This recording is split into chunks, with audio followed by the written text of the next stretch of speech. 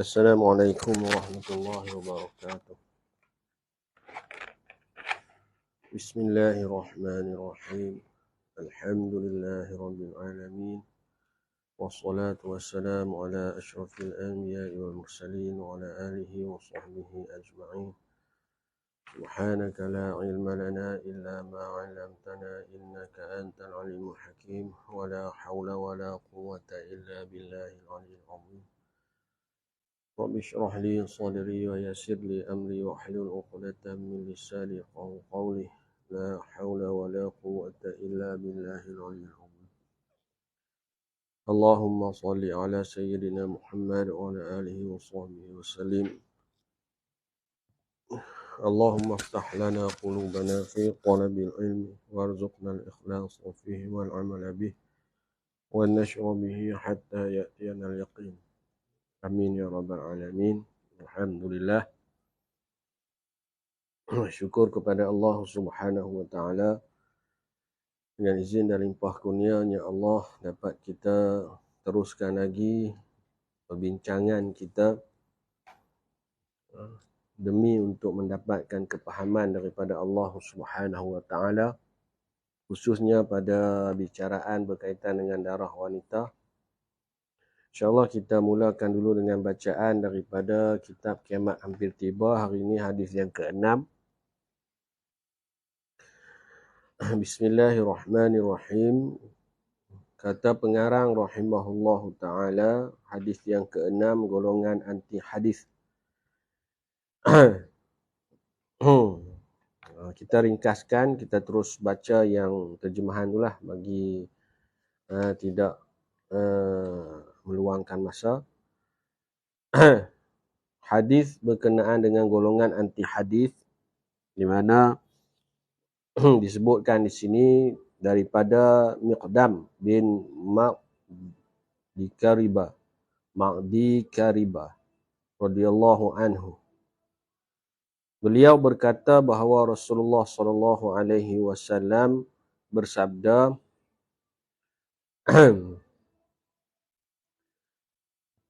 hampir tiba suatu zaman di mana seorang lelaki yang sedang duduk bersandar di atas kerusi kemegahannya.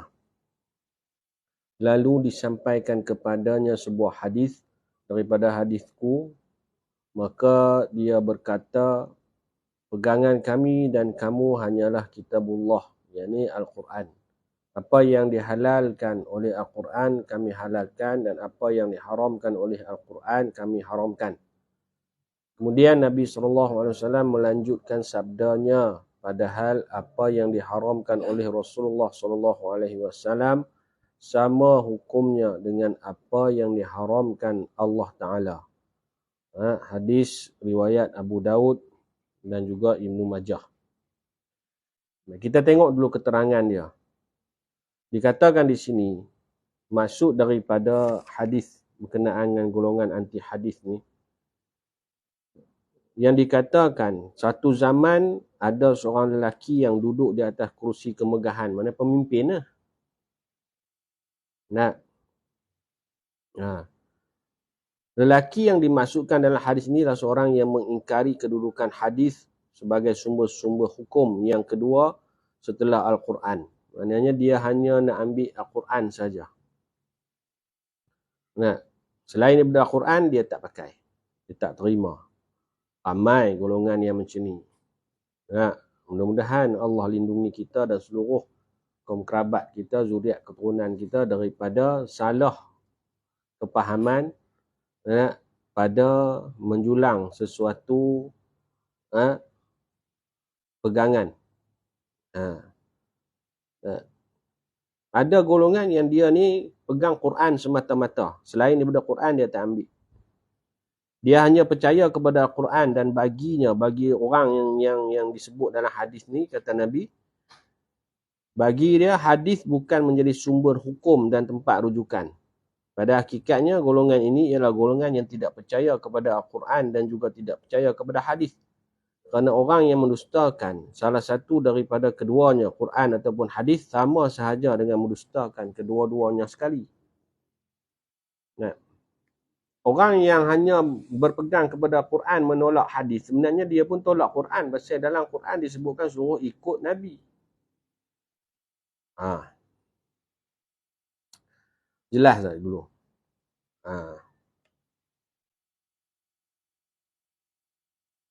Sebenarnya golongan anti hadis ni adalah orang yang anti Quran dan hadis sekali. Dia bukan yang anti hadis saja.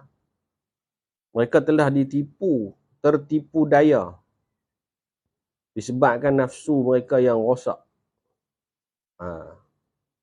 Orang yang anti hadis ni dia tak dapat beramal apa-apa pun dengan Al-Quran.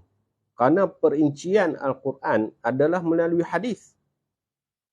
Hadis Nabi SAW. Bagaimana boleh mengikut Al-Quran sedangkan menolak akan hadis? Kerana hadis itulah perincian terhadap Al-Quran. Itu. Ini yang kita kena ambil perhatian. Ini sangat bahaya. Dan kita tidak ada jaminan bahawanya kita boleh terperosok masuk ke dalam pahaman yang sedemikian. Sebab tu kita kena perkukuhkan pegangan kita. Tak cukup dengan beramal semata-mata. Maka pentingnya beramal yang disusuri dengan ilmu. Sebab tu teruslah berjalan di atas jalanan ilmu. Supaya terus ada pimpinan. Ilmu ni nak pimpin kita. Apabila ilmu tidak ada sebagai pimpinan, maka kita akan mengambil pimpinan yang salah. Seterusnya, sebenarnya kita tidak akan dapat memahami Al-Quran jika kita tidak kembali kepada hadis Nabi SAW. Ini disebabkan Al-Quran banyak menyebut garis-garis besar ajaran Islam dan dalam bentuk yang umum. Manakala hadis pula berfungsi untuk menjelaskan isi dan kandungan ayat-ayat Al-Quran tersebut serta merungkaikan segala permasalahan yang terdapat dalam Quran. Yang rumit secara terperinci. Solat berapa rakaat pun tak disebut dalam Quran. Jadi kalau orang yang dia kata dia ikut Quran, dalam masa yang sama dia solat contohnya. Solat Isyak 4 rakaat. Dia ambil mana solat Isyak 4 rakaat kalau dia hanya ikut Quran? Itu kata tertipu daya. Golongan ini dianggap telah keluar daripada ikatan agama Islam. Maka hendaklah kita berhati-hati dengan mereka, dengan golongan yang anti hadis. Sebenarnya dia anti Quran juga, dia tak sedar. Cuma dia tak sebut dia anti Quran. Dia kata dia ikut Quran, tetapi Quran menyuruh supaya ikut Nabi. Tapi dia tak ikut pula Nabi. Dia tak nak pula hadis. Ini bahaya besar. Jadi, bila beriman kepada Quran tu tak ada, beriman kepada Nabi tu tak ada, maka orang ni tak beriman. Gugur iman dia. Boleh? Selesailah. Fahamlah tu. Antara dia sebut, Qul in kuntum tuhibbunallaha fattabi'uni yuhibbukumullah. Siapa mengasihi Allah, maka dia kena mengasihi Nabi. Ikut Nabi. Kalau ikut Quran kerana ikut Allah tapi tak ikut Nabi, mana tak ikut Allah. Allah perintah supaya ikut Nabi. Ini kita kena beringat dan berhati-hati. Jangan sampai kita tersalah dalam penilaian yang hanya berpaksikan nafsu. Boleh? Jelas? Dapat? InsyaAllah. Baik. Itu yang kita dapat kongsikan untuk malam ni daripada hadis yang ke-6. Jadi poin dia apa? Orang yang dia mendakwa dia adalah orang yang mengikut Al-Quran tapi tidak mengikut Nabi ataupun hadis Nabi SAW, mana dia tak ikut Nabi.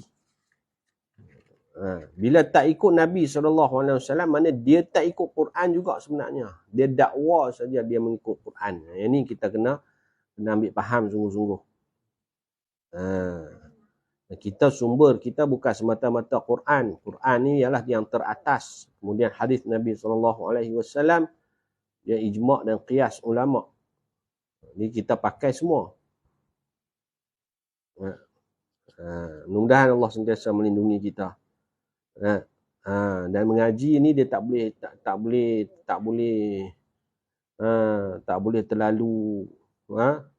terlalu pulun tak tentu gaya. Pelan-pelan, susur dia elok-elok. Paksa, takut nanti kecundang di pertengahan jalan, bahaya. Okey, jelas habis ya. Dapat habis. Nanti kita sambunglah pula hadis yang ketujuh. Ni selingan saja. Ni kita nak sambung baliklah bicaraan kita, perkongsian kita daripada bab darah ni. Sambungan muka surat berapa? Ni kita tengoklah. Okey, jelas lah. Habis. Wallahu a'lam. Hari ni kita nak masuk surat berapa?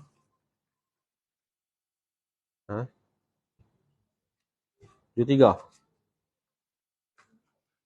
Surat apa? Siapa tanda itu? Ada tanda? 73 kot.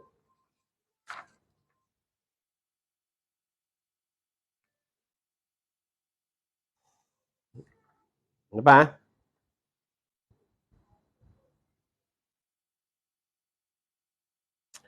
Baik, sebelum tu kita nak unduk sikit untuk contoh 48. Tengok muka surat 69 contoh 48 tu. Tertinggal sedikit dia punya huraian hari tu. Terima kasihlah ramai yang mesej tanya.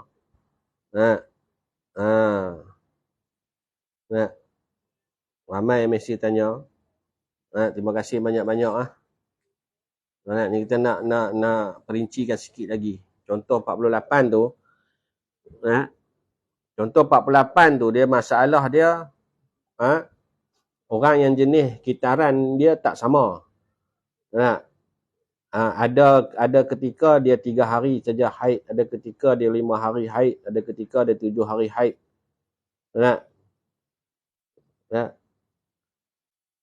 Kemudian pada ketika dia bermasalah dengan darah dia datang istihadah, dia terlupa. Dia ni kitaran ke 3 ke 5 ke 7 ke yang hari tu, yang last hari tu. Yang last hari tu dia haid dia 3 hari ke 5 hari ke 7 hari, dia lupa. Dia lupa. Kan? Bila dia lupa, lupa kitaran, maka pada kedatangan darah yang terkini yang terkait dengan istihadah tu, dia masalah dia macam ni lah. Biasanya dia 3, 5, 7. 3, 5, 7. Tiba-tiba kali yang terkini punya, dia datang darah 1 sampai 16. Lepas tu berterusan lagi. Berterusan darah dia. Berterusan darah dia.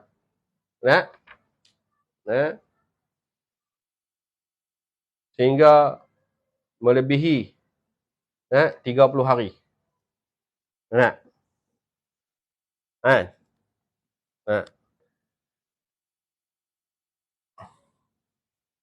Okey. Lepas tu melebihi 30 hari. Kita buat ringkasan je. Dapat? Boleh Okey. Masalah ni, bila dah biasa 357, tiba-tiba datang kali ni darah berterusan. Masa dalam tempoh 15 hari.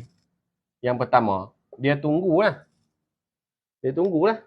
Sebab masih dalam tempoh maksima haid.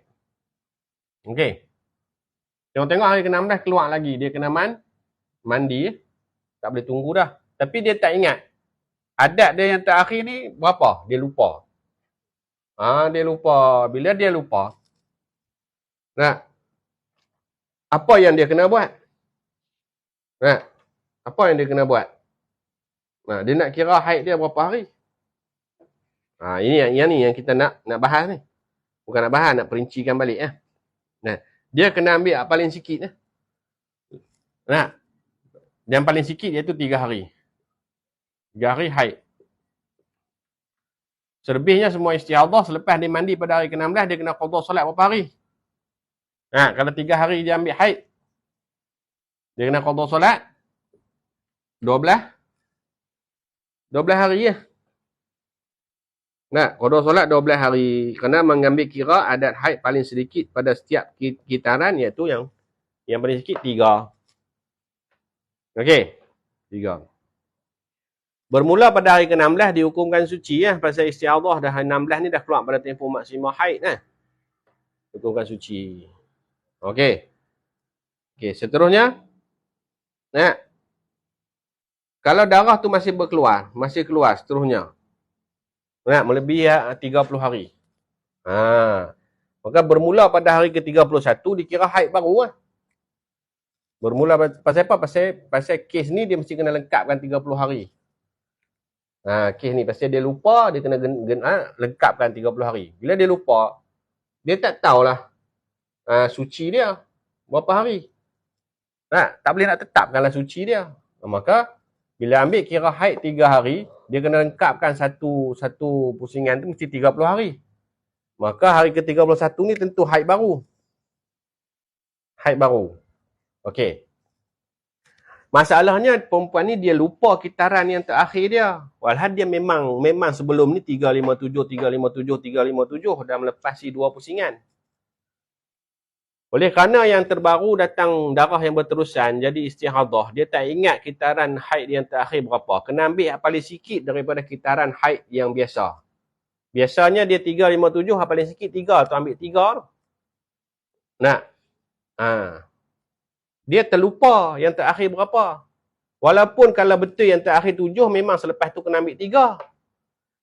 Tapi dia terlupa, kita ambil 3 bukan kerana ikut aturan dia. Kita ambil 3 ni kerana mengikut yang paling sedikit. Dia terlupa mungkin yang terakhir iaitu 5.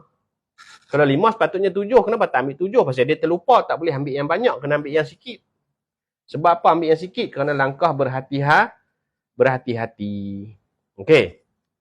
Maka bila dia keluar darah berterusan, hari ke-16 dia mandi, hukum haid ambil yang paling sikit dalam kitaran dia dulu iaitu 3 hari, qada 12 hari lah. Pasal 15 hari ni dia tunggu. Jelas tak dulu? Jelas tak dulu? Takat ni. Jelas tak dulu? Ni untuk contoh 48 hari tu. Jelas tak dulu? Okey. Bila dia tengok darah dia hari ke-16 masih keluar, nak tak nak dia kena mandi kerana telah keluar daripada tempoh maksimal haid. Jadi yang dia tunggu selama 15 hari itu, yang dikira haid adalah kitaran yang paling sedikit pada adat dia sebelum ni iaitu 3 hari. Selebihnya daripada 15 hari yang dia tunggu hari itu, mesti kena qada iaitu 12 hari. Hari ke-16 memang dah mandi, maka dia solat puasa macam biasa kalau bulan puasa. Pasal istihadah dihukum suci, maka dia solat macam biasa. Oleh kerana dia ni orang yang lupa kitaran adat yang terakhir dia, disebabkan dia ni bukan haid yang tetap satu jenis, satu tempoh. Ada 357, dia memang tahu dia 357. 357 ni maknanya selepas 3 hari haid, period yang akan datang, dia akan 5. Lepas 5, suci, period akan datang 7. Lepas tu, tak sibuk macam mana ke, datang darah yang terkini, terus berterusan. Dia tak ingat, Allah, yang terakhir hari tu, 7 ke, 5 ke, 3 ke, dia tak ingat dah. Bila tak ingat, kita ambil yang paling sedikit lah, daripada kebiasaan dia. Okay, yang tu. Maka, daripada hari mula keluar darah hari tu, dia tunggu, tengok sampai hari ke-15 masih keluar lagi. Hari ke-16 masih keluar lagi, nak tak nak wajib mandi. Maka dia ambil yang paling sedikit daripada haid dia 3 hari. Selebihnya dia kena qada balik Yang 15 dia tunggu tu kita kata kena qada 12 hari. Okey. Darah masih keluar sampailah 30 hari masih keluar. Hari ke-31 nak tak nak mesti kena kira sebagai haid baru. Kenapa kira haid baru? Kerana dia ni lupa. Bila lupa kena genapkan 30 hari ya. Satu pusingan. Satu kitaran tu, satu period. Okey. Nak mengambil kira haid 3 hari, kira 27 lah suci. Okay, 31 haid baru. Bila 31 haid baru bersambung, nak kira berapa hari pula? Yang hari tu kita ambil ni pasal mengambil kira yang paling sedikit. Bukan memang confirm dia 3 hari mengikut adat, tak? Maka, bila datang masuk haid baru, 3 hari yang pertama dikira tempoh yakin haid lah. Yakin haid pasal yang sedikit memang 3 hari. 31, 32, 33. Okey. Habis ke 33 ni dia kena mandi. Dia kena mandi. Mandi. Okey. Dia kena mandi. Pasal apa kena mandi? Pasal mengambil kira yang 3 hari.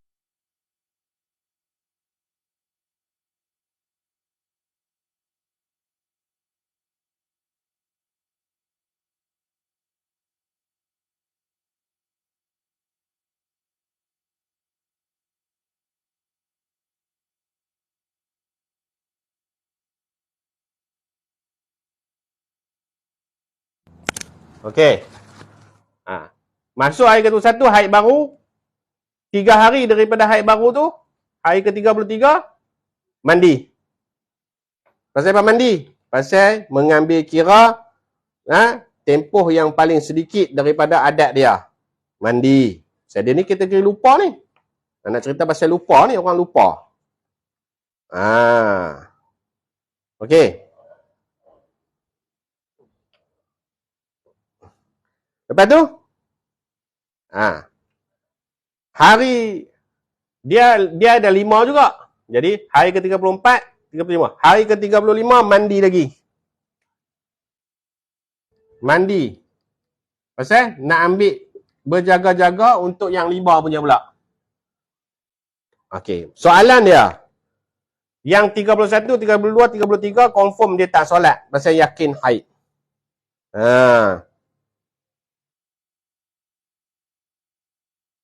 Okey.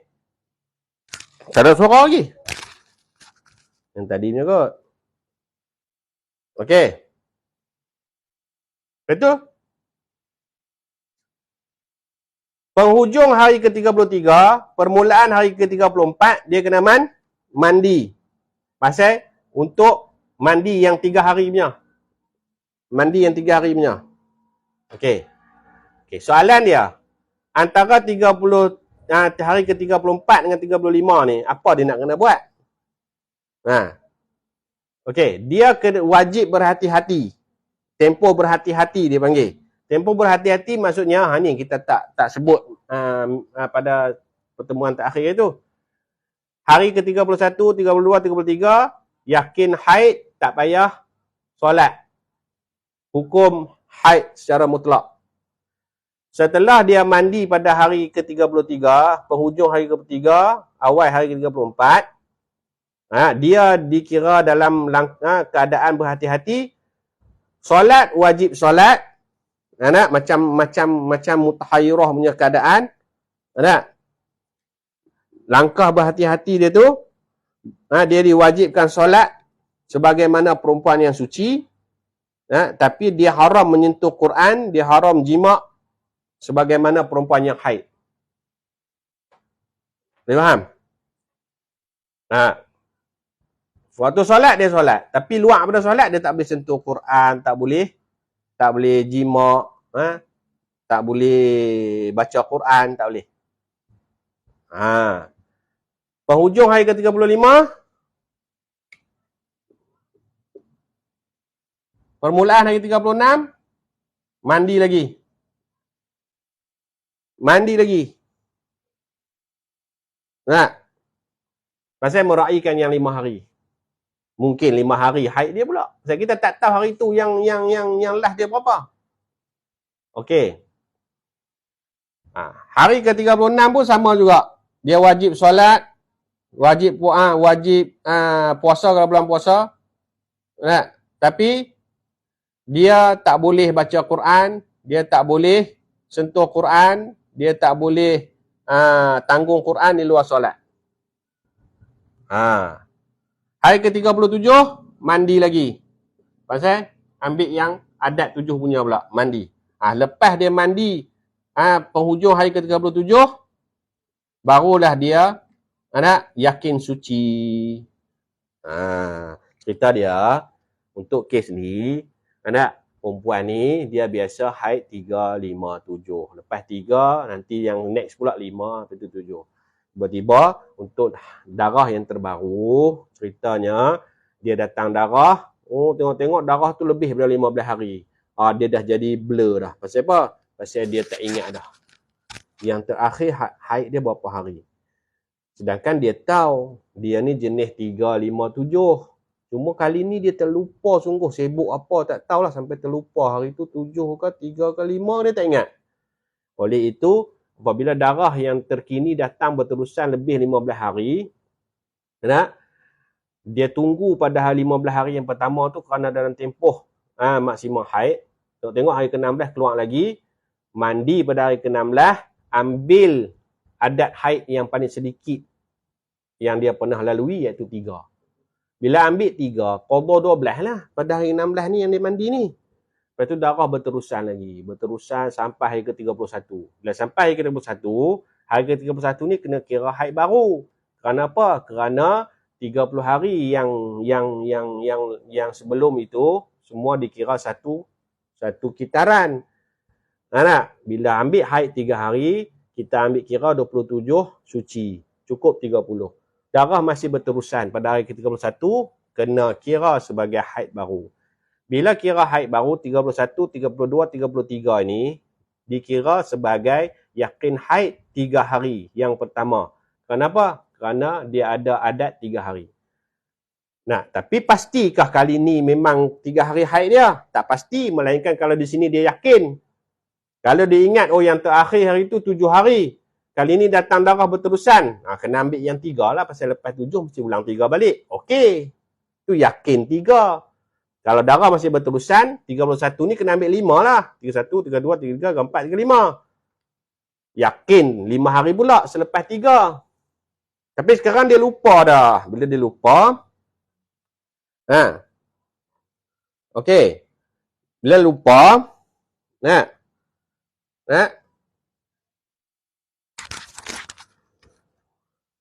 di hari ke-31 ni, 3 hari yang pertama yakin haid, pasal yang paling sedikit 3 hari. Ambil langkah berhati-hati kerana tak pasti kitaran yang mana. Hari ke-34, hari berhati-hati. Hari berhati-hati maksudnya waktu 34, 35, 36, 37 ni dipanggil tempoh berhati-hati. Selepas dia mandi pada hari ke-33, penghujung hari ke-33, permulaan hari 34, selepas dia mandi, bermula pada hari ke-34 tu, setiap kali waktu solat, dia wajib solat seperti wanita suci, tetapi selepas daripada solat, dia dihukum sebagai wanita yang haid. Maka luar daripada solat, tak boleh mengaji, tak boleh pegang Quran, tak boleh tanggung Quran, tak boleh jima'. Hari ke-35, penghujung hari 35, permulaan hari 36, mandi lagi sekali kerana meraihkan adat yang 5 hari. Waktu solat, tetap solat. Waktu solat, tetap solat. Luar pada solat, hukum haid balik. Waktu solat, hukum suci. 36 pun sama. Penghujung hari ke-37, mandi kerana meraihkan adat yang banyak iaitu 7 hari. Selepas habis hari ke-37 ni, kalau darah masih keluar lagi, hukum istihadah. Istihadah maknanya dah boleh pegang Quran, baca Quran luar daripada solat. Solat dia waktu hari ke-34, 35, 36, 37, solat seperti orang yang daimul hadas itulah. Kena berwuduk selepas masuk waktu. Lepas tu kena pakai pad. Jelas tak dulu? Jelas tak dulu? Situasi ni? Ingat, bila dikatakan tempoh berhati-hati, di sini dia tak mandi setiap waktu. Pasal apa tak mandi setiap waktu? Pasal dia bukan mutahayyirah. Dia beza ni bukan mutahayyirah mutlak. Boleh faham? Ni mengambil hukum mutahayyirah. Okey. Jelas dulu Jelas dulu.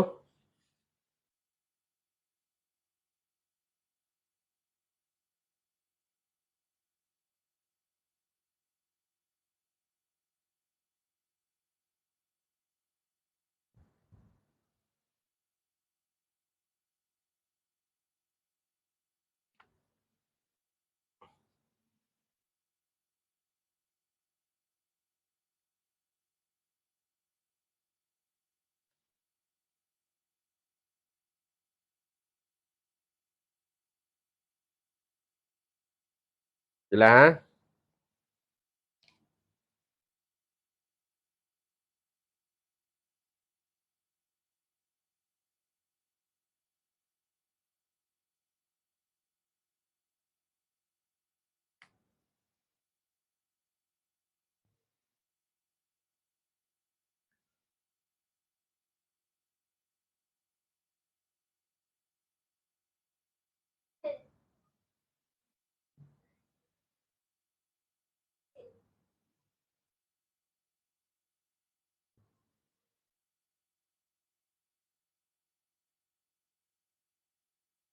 Okey.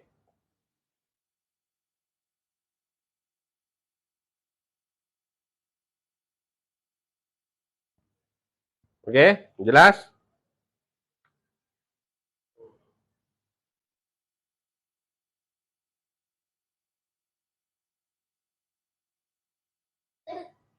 Dalam tempoh berhati-hati bermula hari 34, 35, 36, 37, dia cuma mandi pada penghujung hari ke-35, permulaan hari 36 itulah. Sebab meraihkan adat yang 5 hari. Hari ke-34 ni, dia tak payah mandi.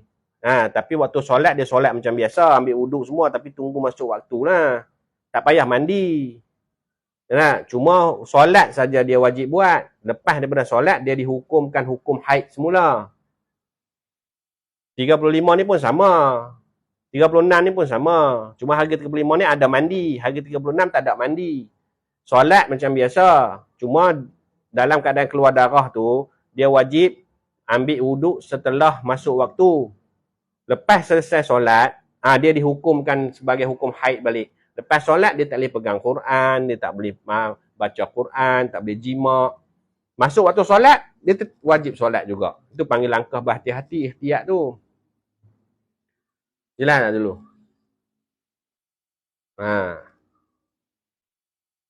Okey. Bukan kita kata tempoh berhati-hati tu kena mandi tapi tak boleh solat, bukan. Mandi tapi mandi pada penghujung hari ke-33 ni, meraihkan yang 3 hari. Mandi pada penghujung hari ke-35, permulaan hari ke-36 kerana meraihkan yang 5 hari. Mandi pada penghujung hari ke-37 kerana meraihkan 7 hari. Pada 34, 35, 36, 37 ni tetap kena solat. Cuma lepas daripada solat, hukum haid balik. Untuk solat saja dia dihukum suci. Tu panggil langkah berhati-hati. Jelas dulu. Jelas tak? Jelas tak?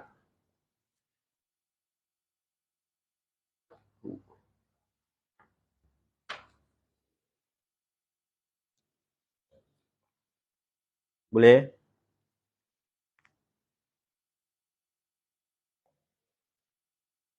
Terima kasihlah kepada sahabat-sahabat yang mesej saya, tanya saya balik. Saya pun ialah Kadang-kadang ada benda yang terlupa kan. Tak semua benda kita ingat. Terima kasihlah. Alhamdulillah, saya pun seronok lah. Okey. Sekarang kita nak masuk balik pada sambungan kita yang terhenti. Iaitu muka surat 73. Mustahadhah, mu'tadah, ghairu mumayyizah, nasiyah, li'adatiha, qadran wa waqtan. Qadran wa waqtan.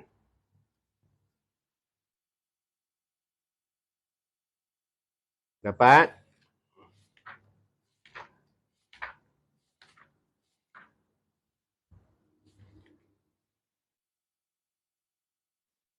Dapat?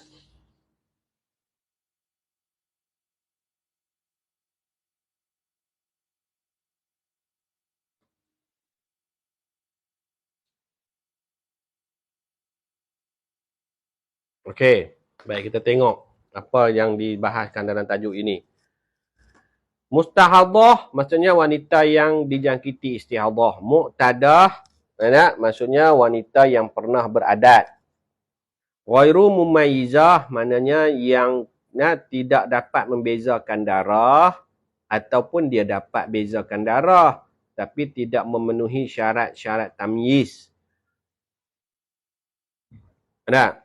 Lepas tu nasiyah li'adatiha qadran wa waqtan maknanya dia ni tak ingat adat haid dan suci yang lalu. Dia ni perempuan yang pernah adat haid, pernah adat suci. Tapi dia tak tahu beza sifat darah. Atau dia reti tengok beza sifat darah. Tapi sifat darah tu pula, dia tak memenuhi syarat tamyiz. Kemudian dia ni tak ingat apa-apa berkenaan adat dia yang lepas. Ni yang disebut sebagai mutahayyirah. Iaitu wanita istihadhah yang kebingungan dipanggil. Kebingungan ni maknanya dia tak tahu nak apa. Nak sebut apa. Walhal dia ni wanita yang pernah haid dan suci dah sebelum ni. Tapi dia langsung tak ingat apa. Yang tadi ingat juga sikit-sikit. Benda lain dia ingat juga. Yang ni mutahayyirah ni maknanya kebingungan tu. Adat dia yang lalu apa pun dia tak ingat dah. Tu. Itu maksud dia. Okey. Ini maksud dia.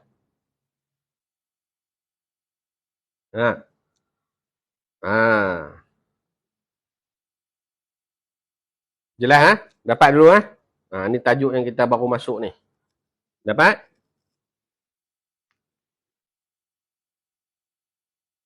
Ni yang dikatakan mutahayyirah. Pernah beradat. Mutahayyirah ni perempuan yang pernah beradat, adat haid, adat suci. Kali ni datang darah berterusan, istihadhah, tapi dia tak ingat apa-apa tentang adat dia yang lalu. Ringkas dia begitulah. Faham dulu mutahayyirah tu.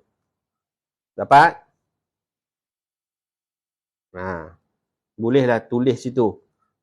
Secara ringkasnya, mutahayyirah ni perempuan yang didatangi darah berterusan dalam keadaan dia tak ingat apa-apa berkaitan adat darah dia yang lalu. Tu mudah faham dia. Wanita yang dijangkiti istihadhah yang tak ingat dah adat dia yang lalu. Apa-apa berkaitan dengan darah dia yang lalu, dia tak ingat. Kali ni, datang darah yang berterusan. Dia tahu dia pernah beradat. Tapi dia tak ingat apa pasal adat dia yang lalu. Inilah mutahayyirah.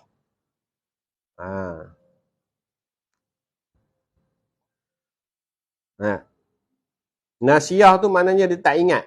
Li'adatiha tu tak ingat adat-adat dia yang lalu. Adat-adat darah dia yang lalu. Sama ada qadar. Berapa hari. Dan juga waktu bila. Waqtan tu. Jelas dulu. Apa pandai buat rumusan. Buatlah. Nak bagi ringkas. Faham. Macam mana Cerita dia, wanita yang pernah adat haid, adat suci, kali ni datang darah berterusan istihadah, tapi dia tak ingat apa-apa adat dia yang lalu. Tu dia cerita dia. Macam mana nak buat ayat dia? Kita kata tadi, wanita yang dijangkiti istihadah dalam keadaan dia tak ingat lagi adat darah dia yang lepas. Inilah mutahayyirah. Jelas?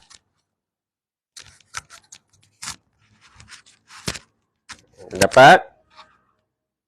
Faham mutahayyirah dulu.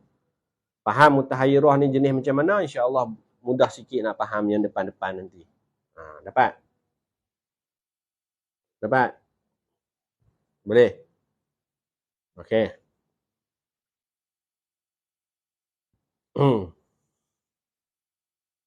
Ada orang duk mesej saya juga, duk tanya. Mungkin dia baru join group ke, kan? Atau dia ni belum direzekikan oleh Allah Subhanahu Wa Taala untuk dapat memahami perbincangan, perbahasan berkaitan dengan darah ke, wallahu alam, saya pun tak tanya. Cuma persoalan dia yang pada saya tu, dia tanya dengan saya, nanti dah habis dah buku ni, nanti ada ulangan, ada buat ulang lagi ke? Saya kata wallahu alam lah, tak tahulah, insya-Allah lah, tengok macam mana kan.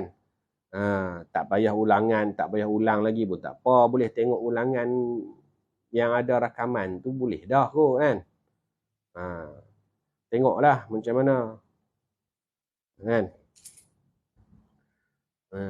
Ada juga yang tanya, nanti nak upgrade kitab lain pula ke? Saya kata kalau kitab asas pun tak boleh nak faham, macam mana kita nak upgrade kitab yang lebih banyak persoalan dia asas dia sama, persoalan tu yang banyak. Macam mana kita nak bermain dengan persoalan-persoalan tu, permasalahan tu, nak gunakan asas di dalam permasalahan. Kemudian kitab-kitab yang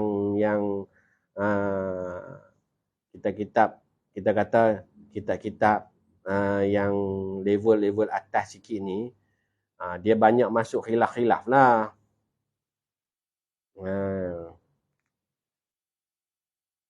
Okey jelas tengoklah macam mana. Saya berhasrat lepas habis dia baca buku ni, nanti saya nak cuba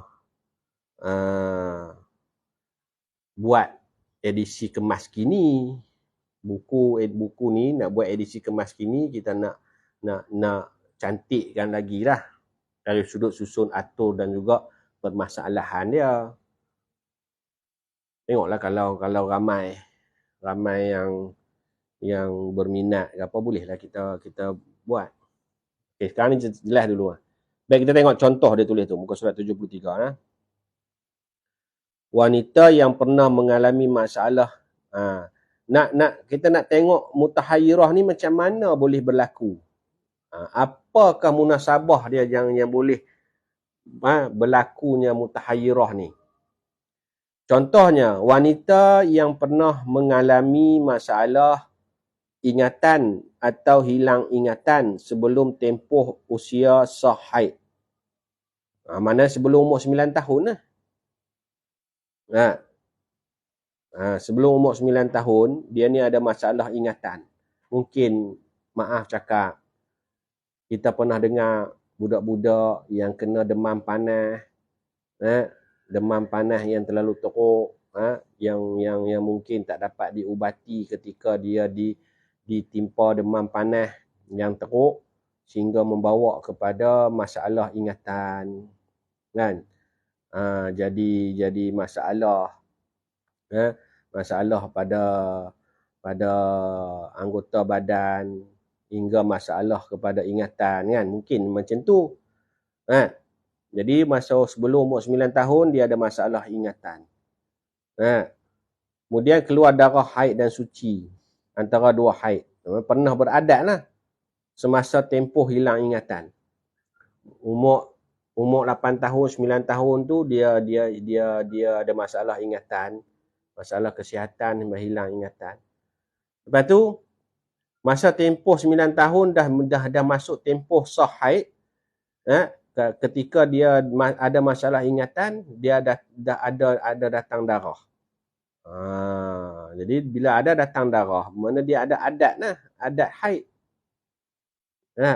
Ini salah satu contoh yang boleh mengakibatkan termasuk dalam kategori mutahayyirah. Atau contoh lagi dia kata, wanita yang pernah haid dan suci antara dua haid, ini pernah beradat, kemudian mengalami masalah ingatan atau hilang ingatan disebabkan kemalangan atau penyakit. Setelah sihat ingatan semula, dia lupa hal atau keadaan suatu sebelum dan semasa melalui masalah hilang ingatan. Ataupun wanita ni umur 20 tahun ke 25 tahun ke mengalami kemalangan jalan raya. Kemudian berlaku hentakan kuat di kepala, menyebabkan dia mengalami gegaran otak yang membawa kepada hilang ingatan. Adat-adat selalu berlaku macam tu biasanya. Jadi umur 25, masa umur 12, 13, 14, 15 SPM dulu tu, sampai umur 25 sebelum aksiden tu dah biasa haid. Haid suci, haid suci, haid suci, haid suci, tiba-tiba aksiden. Bila aksiden, koma lah 4-5 bulan, hilang ingatan. Tu cerita dia. Dia fahamlah situasi tu. Kan? Bila dah sihat balik, dah mula ingatan dia pun dah baik, bila datang darah, dia tak ingat apa dah. Haid dia dulu macam berapa hari ke apa, dia tak ingat. Jadi dia ni masuklah kategori mutahayyirah. Dapat dulu? Jelas? Jelas?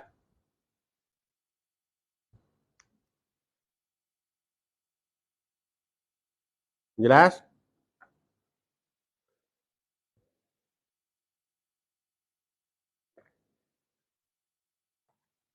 Okey.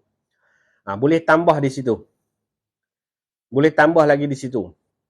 Atau mutahayyirah ini juga. Atau mutahayyirah ini juga. Atau mutahayyirah ini juga boleh berlaku. Atau mutahayyirah ini juga boleh berlaku. Atau mutahayyirah ini juga boleh berlaku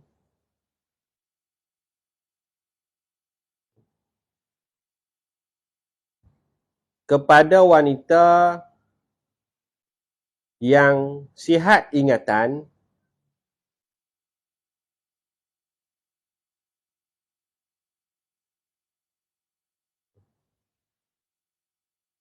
tetapi tak pernah ambil kisah berkenaan dengan adat haidnya.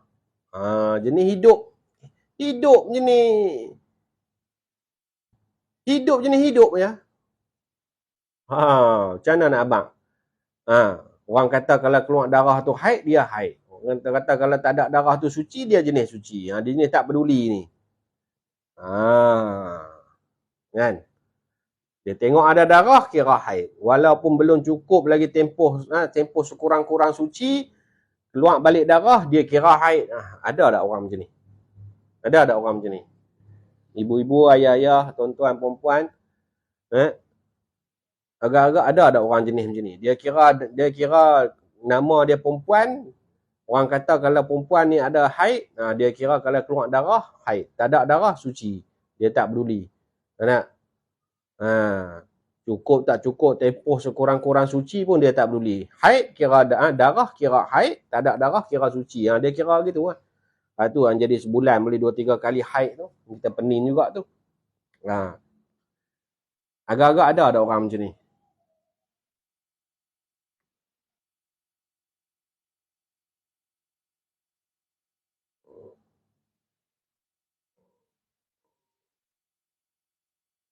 Ada lah kot kan. Kan.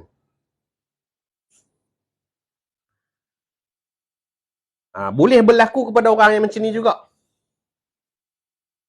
Kan. Selama hari ni dia jenis darah dia keluar berhenti. Cuma dia jenis pukul rata keluar, haid, tak ada keluar, suci. Kan? Tiba-tiba nak jadi cerita fardu takdir, Allah uji dia. Tak? Biasa dia main darah. Ada tak ada. Kali ni keluar darah. Lama. Bila lama, mula-mula tu dia tak ada bimbang lagi kan. Tiba-tiba dah lama sangat ni, dia mula jadi risau lah. Tak? Jadi risau mulalah nak cari tukang. Dulu jenis boleh tukang sendiri.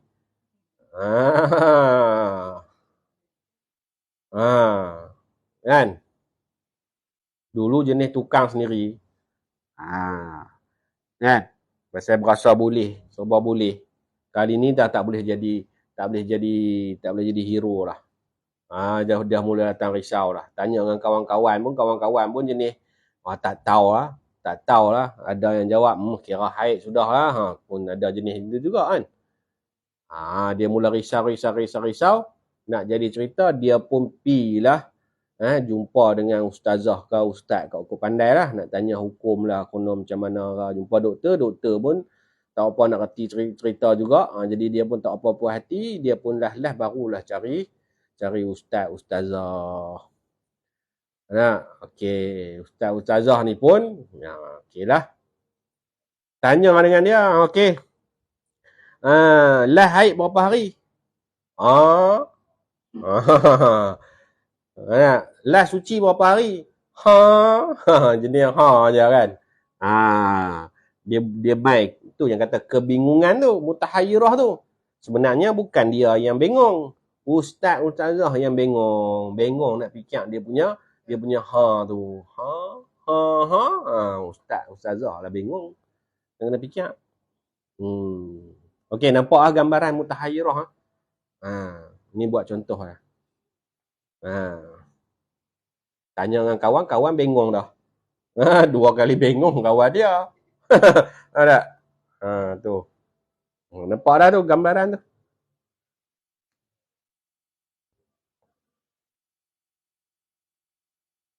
Okey. Sambung balik. Jelas lah. Merapu lah sikit nampak gayanya, tapi nak bagi faham tu. Mudah-mudahan jelas lah tu keadaan mutahayyirah tu lah. Okey, sambung muka surat 3 perenggan bawah tu. Dalam keadaan ini wajib ke atas wanita yang mutahayyirah, wanita yang tergolong di dalam kategori mutahayyirah ini mengambil langkah berhati-hati kerana setiap waktu yang dia lalui boleh jadi haid, boleh jadi suci. Okey. Wanita mutahayyirah ni dia memang kena sentiasa berhati-hati. Pasal apa? Pasal dia tak tahu. Mungkin pukul 1 dia haid, pukul 2 dia haid, pukul 3 dia mula haid. Dia pun tak tahu, tak ingat. Berapa hari, tak ingat waktu. Dia tak ingat apa dia ni. Mungkin pukul 1 tengah hari berhenti haid, pukul 2 berhenti haid, pukul 3 berhenti haid pun tak tahu. Faham dulu? Maka wajib berhati-hati kerana darurah, dengan maksud dihukum ke atas wanita yang mutahayyirah ni haid dalam keadaan tertentu dan dihukumkan suci dalam keadaan tertentu juga. Maksudnya ada keadaan dikira sebagai haid, ada keadaan dikira sebagai suci. Jelas dulu. 74. Dihukum sebagai haid, yang ni dilarang melakukan dalam perkara seperti bersentuhan kulit antara pusat dengan lutut bersama suami. Mana tak boleh jima'. Kalau orang tengah haid tak boleh jima'. Membaca Quran di luar solat. Tak boleh baca Quran. Menyentuh Al-Quran tak boleh. Membawa Al-Quran tak boleh. Menetap, yang ni berada di dalam masjid tak boleh. melintas di dalam masjid jika dikhawatiri mengotori masjid. Tak boleh. Ni hukum haid atas dia, tak boleh buat benda ni. Dihukum sebagai suci, yang ni boleh melakukan dalam perkara seperti solat fardu atau solat sunat. Itu dia hukum boleh. Ni untuk mutahayyirah ni. Tawaf fardu atau sunat dia boleh. Puasa fardu atau sunat dia boleh. Talak mana diceraikan. Tidak haram diceraikan oleh suami. Mandi fardu atau sunat dia boleh. Pasal dia nak kena mandi lagi setiap waktu tu. Dia nak kena mandi setiap waktu. Sebelum solat mandi, sebelum solat mandi. Pasal kemungkinan Zuhur dia berhenti haid, kemungkinan Zuhur dia baru turun haid. Pasal dia tak ingat apa-apa. Jelas dulu takat ni. Jika wanita yang mutahayyirah itu ingat atau mengetahui waktu kebiasaan putus, yang berhenti haidnya. Contoh seperti ingat bahawa haidnya yang lalu berhenti ketika terbenam matahari. Mana dia ingat. Lain dia tak ingat, dia cuma ingat, yang last hari tu rasanya kalau tak silap berhenti darah tu maghrib. Maka dia hanya wajib mandi hadas setiap kali masuk waktu maghrib sahaja. Dan solat maghrib. Manakala waktu solat yang lain memadai dengan berwuduk sahaja untuk solat. Jika wanita mutahayyirah itu tidak ingat atau tidak mengetahui waktu kebiasaan putus berhenti haidnya yang lalu, maka dia diwajibkan mandi hadas setiap kali waktu solat untuk menunaikan solat fardu.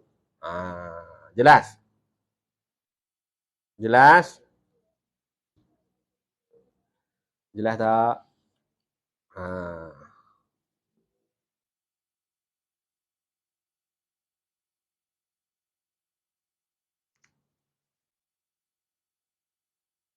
Merasa nak ayat manis tak pula?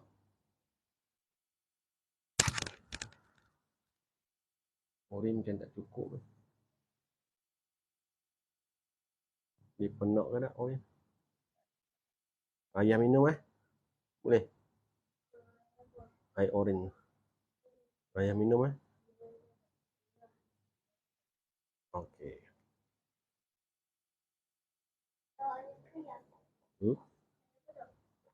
Air masak. Okey, jelas? Jelas. Okey. Kalau dia ingat, dia tak ingat lain lah. Berapa hari dia tak ingat. Cuma dia yang dia ingat, hari tu yang last kalau tak silap saya lah, dia kata. Kalau tak silap saya lah, saya rasa lah. Hari tu last hari tu. Darah last keluar sebelum saya mandi tu, waktu maghrib. Bermakna dia cuma mandi setiap kali waktu maghrib je. Tapi kalau tak ingat apa langsung, kena mandi setiap waktu.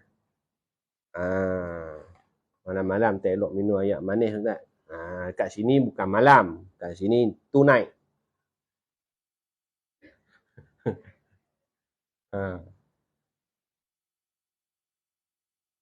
Ya Allah, sedapnya ayat bunyi-bunyi ais. Bagi dengar sikit.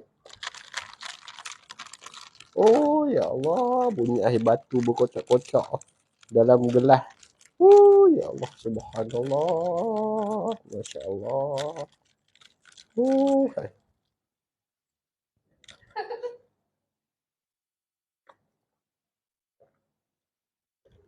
Ya Allah.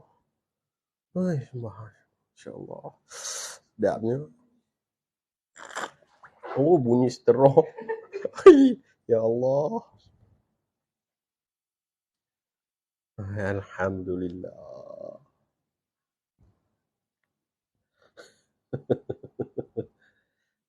Ya Allah.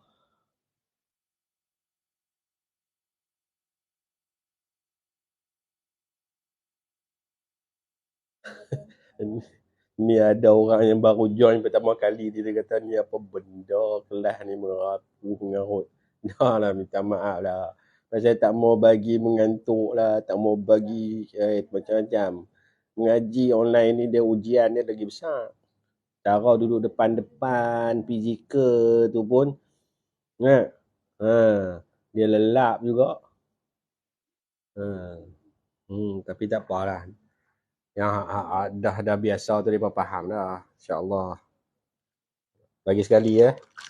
Oh ya Allah, sedapnya.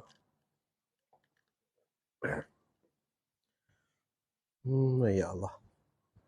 Nikmat sungguh.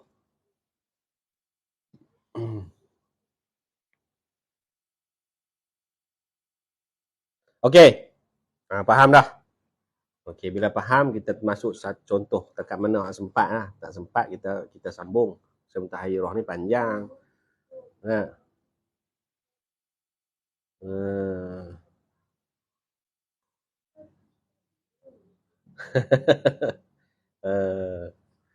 Okey, baik. Contoh 51. Kita ni bukanlah mengajak sangat tu, kita abang dah awal-awal, kita ni berbincang. Kita berbincang santai-santai je. Dia mana nak sempat lah, tak payah stres-stres kepala otak sangat. Relax lah. Buat relax, buat tenang. Ada masalah kita bincang. Saya salah, tolong tegur.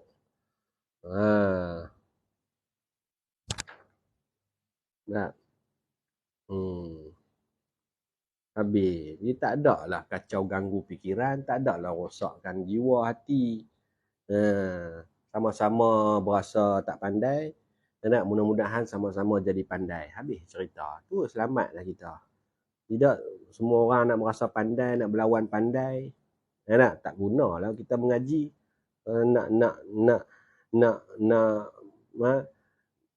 Nak merasa pandai. Nak tunjuk pandai tak jadi kan. Okey. Itu je. Contoh 51, wanita yang 30 hari lagi akan genap 9 tahun Hijriah mengalami gangguan mental menyebabkan dia hilang ingatan. Semasa dalam tempoh hilang ingatan, dia telah melalui tempoh haid dan suci dengan perkhabaran oleh penjaganya. Setelah beberapa tahun kesihatannya kembali pulih dan sihat ingatan semula, tetapi dia tidak ingat hal keadaannya semasa bermasalah hilang ingatan. Kemudian keluar darah berterusan. Dalam keadaan dia tidak ingat masa lalu termasuk kitaran haidnya. Wanita ini termasuk dalam kategori mustahadah mutahayyirah. Ni kita bagi tahu tadilah. Dia ni waktu umur dia 8 tahun lebih dekat 9 tahun. Mana soalan tadi? Hilang lah. Tak sempat baca. Dapat jawapan dah ke? Tak apalah. Kita nak tulis semula kot. Wanita ni sebelum dia umur 9 tahun, dia ada masalah ingatan. Bertahun-tahun dia ada masalah ingatan. Mak dia, penjaga dia bagi tahu bila dia dah sihat balik, mak dia bagi tahu dengan dia. Dulu hang pernah haid tapi tak ingatlah berapa hari. Cuma ada haid saja dulu. Mak dia tolong tukar pad dia cuma, tapi mak dia pun tak kira lah pula. Tak tolong jaga, tak check lah pula. Mak dia pun jenis tengok ada darah, pakai pad. Tak ada darah, tak pakai pad. Macam tu lah. Bila dia dah sihat, dia kategori wanita yang ada adat lah. Dia kategori wanita yang ada adat lah. Tapi, mutahayyirah. Pasal apa? Pasal tak ingat apa-apa berkaitan adat dia yang dia lalui semasa dia dalam keadaan hilang ingatan.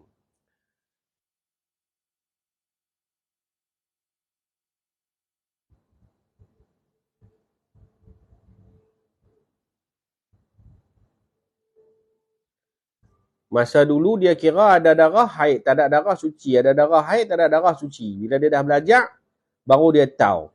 Bila dia tahu, orang begini kita mutahayyirah. Tak lah, mutahayyirah ni kalau lah berlaku darah berterusan tapi tak ingat adat yang lalu. Kalau sekarang ni dia dah belajar tapi dia tak ada istihadah. Bermula daripada hari dia dah mula belajar tu, barulah dia tahu haid tak boleh lebih 15 hari. Paling lama pun 15 hari. Jadi dia dah tahu semua benda tu, dia dah mula catat dia punya adat apa semua. Kalau berlaku darah berterusan, taklah mutahayyirah. Tapi kalaulah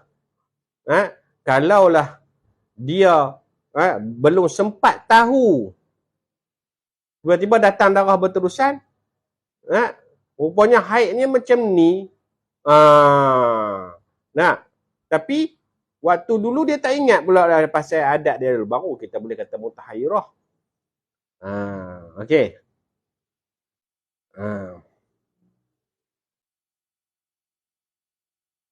Okay. Dia kena tahu letak kategori mutahayyirah tu. Okay, dia pertama kali datang. Nah, memang tak pernah tahu tentang semua syarat haid. Cuma sekarang ni, dia keluar darah berterusan ataupun tidak. Kalau dia sedang keluar darah berterusan, masa tengah keluar darah berterusan, barulah dia mula belajar. Oh, rupanya haid ni kena tahu. Tak boleh lebih 15 hari. Aku ni tak pernah ambil tahu. Aku tak tahulah darah aku berapa hari. Waktu darah berterusan sedang keluar, dia tak ingat apa-apa pasal haid dia yang dulu. Baru kita kata dia mutahayyirah. Tapi kalaulah dia tak lagi berlaku darah berterusan dan dia dalam keadaan dia tak ingat apa-apa, tak boleh kata mutahayyirah lagi. Jelas kot no. Contoh 52, wanita yang pernah beradat haid dan suci telah mengalami kemalangan dan berlaku hentakan kuat di kepala menyebabkan dia hilang ingatan. Setelah beberapa bulan dia sembuh semula. Kemudian dia keluar darah berterusan serta tak ingat adat haid dan suci yang lalu dan tidak tahu sifat darah atau tidak memenuhi syarat tamyiz. Wanita ini termasuk dalam kategori mustahadhah mutahayyirah. Ni kemungkinan yang berlaku yang menyebabkan perempuan itu mutahayyirah. Okey, jelas. Habis jelaslah keadaan mutahayyirah itu dulu perlu dipahami. Okey, sekarang kita dah tahu. Andai kata perempuan ini dia tiba-tiba dia datang pada kita, dia datang dalam keadaan dia kata, saya keluar darah ni hari ni dah masuk hari ketiga ke-40 dah. Tak? Dah masuk hari ke-40 dah. Dia kata, macam mana nak buat ni dia kata. Tak? Masuk hari 40 dah. Macam mana kita nak selesaikan masalah dia? Macam mana kita nak selesaikan masalah dia? Tak? Hari ke-40. Masa dia jumpa dengan kita tu, dia hari ke-40. Darah keluar tak henti-henti. Nah, itu kita mesti kena tanya dengan dia. Hari tu last hang haid berapa hari? Dia kata tak tahu, aku tak ingat. Biasa berapa hari? Biasa berapa hari pun tak ingat. Kita nak buat macam mana kat dia? Kita nak buat nak bagi tahu apa kat dia? Waktu ketika dia datang kat kita, darah dah 40 hari dah tak henti-henti. Itu bila kita tanya dengan dia, dia tak ingat apa-apa pasal haid dia yang lepas. Apa kita nak buat? Terus cakap kat dia, mulai hari ni hang mandi setiap kali waktu solat. Masuk waktu zuhur lagi hang mandi wajib. Bila dengar orang azan ya, masuk mandi wajib, mandi. Lepas tu hang solat macam biasa. Tapi lepas hang solat, hang tak boleh pegang Quran, tak boleh baca Quran. Satgi asar lagi, orang azan lagi, hang mandi lagi. Lepas hang confirm dengar orang azan asar, masuk waktu asar, hang mandi lagi. Macam tu lah hang nak abang kat dia, nak abang macam mana lagi kat dia. Nak tolong macam mana lagi.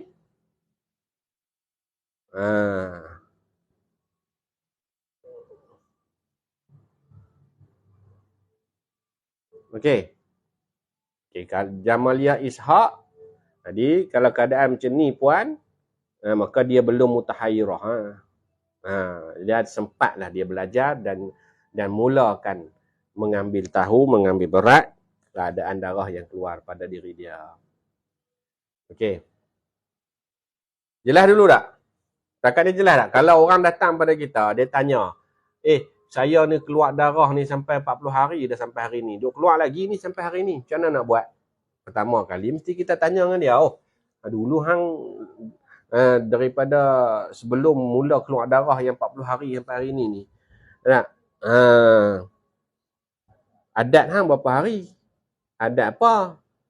Adat haid hang dulu lah yang lastnya sebelum keluar darah panjang ni, darah lama ni. Tak tahu. Biasa hang suci berapa hari pun tak tahu. Bila tak tahu, apa pun tak tahu, kenapa kat dia mulai hari ni masuk waktu solat hang mandi.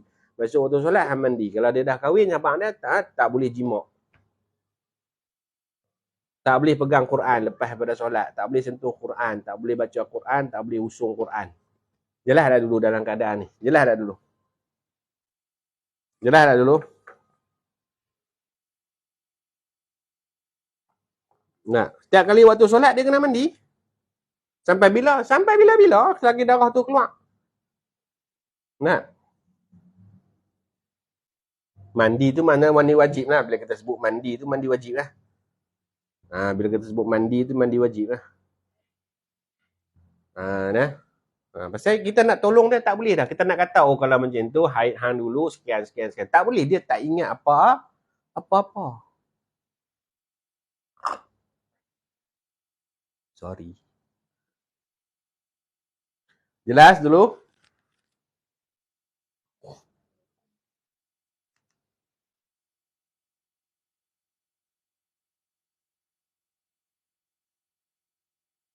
Okey, kalau jelas kita teruskan.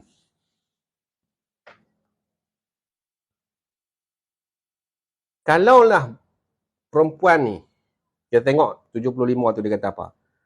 Kaedah pelaksanaan puasa Ramadan bagi mutahayyirah. Pasal apa kita nak sebut puasa Ramadan? Pasal kalau dalam bab solat, kan tadi ya, masuk waktu mandi, masuk waktu mandi, masuk waktu mandi wajib, masuk waktu mandi wajib, masuk waktu mandi wajib baru solat, masuk waktu mandi wajib baru solat. Lepas pada solat, tak boleh dah buat benda-benda yang orang haid buat. Itu kaedah dia. Ada, selagi tak berhenti ya, darah tu. Okey. Jelas dulu nah. Okey. Sekarang ni kalau berlaku darah panjang bagi perempuan yang tak ingat apa-apa lagi pasal adat dia dan berlaku darah tu pada bulan Ramadan, macam mana nak buat? Jelas dulu, dapat setakat ni. Boleh teruskan lagi ke? Kau nak keluar dah? Boleh teruskan lagi ke? Kau nak sambung? Kaedah pelaksanaan puasa Ramadan bagi mutahayyirah, kita sambung pada sesi akan datang sampai habis. Kau nak sambung lah ni juga bagi selesai. Pasal yang ni pun tak syok juga kalau kita dah berhenti sekat jalan ni. Dia ada dalam 2 muka surat lagi.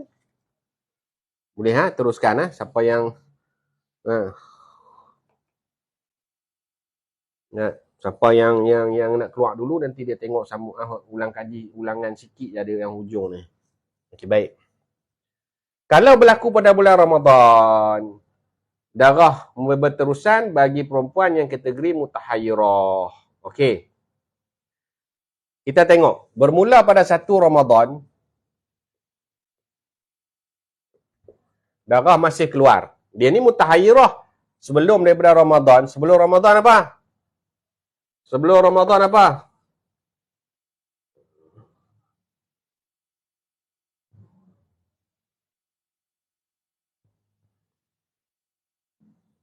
Kalau orang tanya kenapa tak boleh buat benda yang orang haid, pasal dia ni tak tahu dia ni haid ke suci. Ketika darah sedang keluar tu, dia nak hukum haid ke suci. Bila tak boleh nak hukum dia haid ke suci, boleh jadi dia haid, boleh jadi dia suci. Jadi yang paling besar daripada segala ibadah tu solat. Maka solat saja diambil hukum oleh ulama, maka dia wajib solat. Pasal dia ambil kira mungkin pada ketika itu dia di dalam waktu suci. Dia ambil kira waktu solatlah juga. Sebagai langkah berhati-hati. Selebihnya serah pada Allah. Kerana solat tu paling berat. Pasal kalau pegang Quran, dia tak pegang pun tak apa kan. Tak payah pegang pun tak apa. Baca Quran tak payah baca pun tak apa. Pasal pegang Quran, baca Quran, sentuh Quran, mengangkat Quran, termasuk dalam kategori sunat. Solat ni wajib. Maka dalam berhati-hati tu, yang wajib ni yang ulama nak jaga dulu. Okey, kalau orang tanya macam itulah jawapan dia.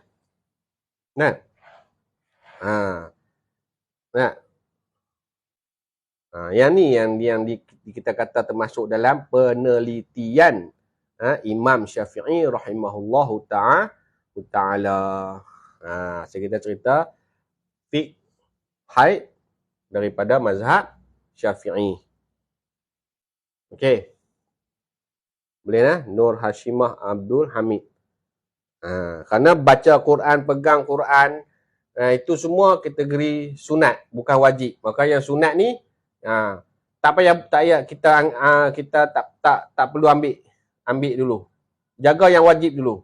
Maka sebab tu dalam ketika darah sedang keluar bagi mutahayyirah ni, bila masuk waktu mandi, sebagai langkah berjaga-jaga, mungkin kot waktu ni dia boleh jadi dia suci, jadi mandi solat lah. Mudah-mudahan Allah terima. Tapi dalam bab pegang Quran apa semua, tak payah. Maksudnya dalam bab Quran ni semua, dia kira sebagai benda yang sunat, tolak tepi dulu. Ibarat gitulah mudah-mudahnya. Okey. Dia ni datang darah berterusan mutahayyirah. Bebetulan waktu dia sedang dalam keadaan darah berterusan dan dia ni pula mutahayyirah, masuklah Ramadan. 1 Ramadan. Sebelum Ramadan dulu, Sya'ban. Jangan Syawal. Kira Syawal je. Lepas Ramadan Syawal, sebelum Ramadan Syawal. Pening juga. Okay, masa dalam Sya'ban dulu, darah dah berterusan. Masuk Ramadan. Jadi bila bulan Ramadan, puasa wajib tak? Puasa wajib. Maka dia wajib juga berpuasa. Wajib berpuasa. Okey, wajib berpuasa. Lepas tu, solat macam biasa tadi. Solat, setiap kali waktu solat, dia mandi, dia solat. Cuma nak cerita Ramadan puasa ni. Maka, dalam bab puasa wajib niat malam hari. Maka malam tu dia niat lah. Saya puasa, dia tak kait dengan suci. Okay, dia niat. Bab solat selesai. Walaupun Ramadan, mandi setiap waktu solat. Selesai. Okay, cerita Ramadan ni, macam mana dia nak puasa? Pasal dia ni, sentiasa di dalam waktu berhati-hati yang dia ni kemungkinan haid, kemungkinan suci. Kerana kita yang ada tak satu keyakinan yang pada ketika 1 Ramadan tu dia suci ataupun pada ketika 1 Ramadan tu dia haid. Ada tak satu keyakinan? Tak ada. So dia mutahayyirah. Jadi kita nak kata, 1 Ramadan ni mesti yakin haid. Tak boleh. 1 Ramadan ni mesti yakin suci. Tak boleh. Sama ada yakin haid atau yakin suci, tak kira. Dia tetap kena puasa. Pasal puasa ni wajib. Jadi mutahayyirah ni bila masuk 1 Ramadan, wajib puasa. Puasa sehingga 30 Ramadan. Tu dia tulis tu bawah tu. Kaedah puasa bagi mutahayyirah ni, yang pertama wajib puasa sebulan pada bulan Ramadan. Yakni puasa daripada 1 hingga 30 Ramadan. Okey, lepas 30 Ramadan dia pun raya lah, Syawal. Syawal dia raya. Raya lah, tak ada masalah, raya. Tak? Raya. Tetapi tak selesai lagi ni.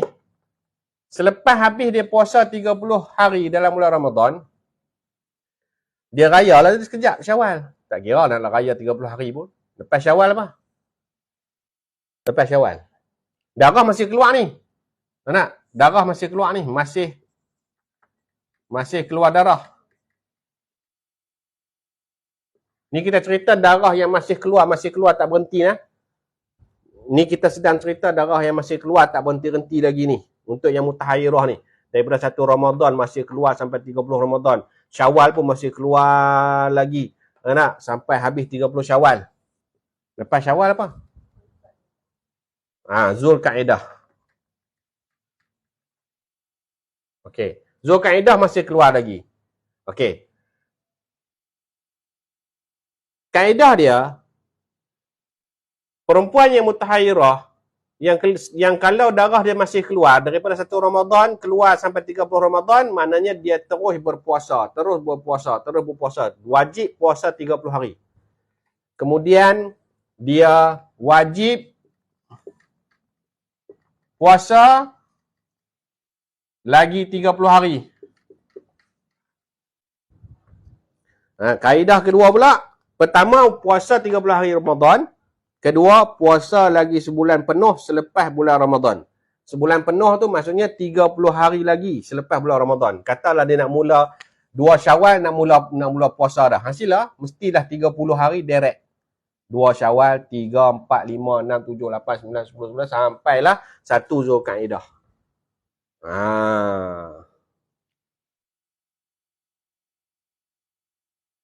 Waktu bulan puasa tu wajib kena mandi sebelum masuk waktu subuh ke?